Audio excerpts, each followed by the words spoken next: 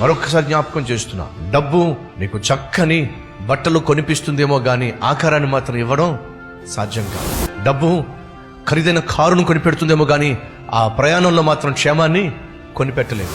డబ్బు నీ ఇంట్లో ఫర్నిచర్ని కొనిపెడుతుంది, చక్కని మంచాన్ని కొనిపెడుతుంది, ఏసీని కొనిపెడుతుంది, కానీ సుఖాన్ని మాత్రం కొనిపెట్టలేదు. డబ్బు ఖరీదైనటువంటి మందులు కొనిపెడుతుంది, కానీ నీకు ఆరోగ్యాన్ని మాత్రం గ్యారంటీ ఇవ్వలేదు. డబ్బు నీ కూతురు పెళ్లి ఘనంగా జరిగిస్తుంది, కానీ డబ్బు మాత్రం కాపురము చేయించలేదు, కాపురాన్ని కట్టలేదు.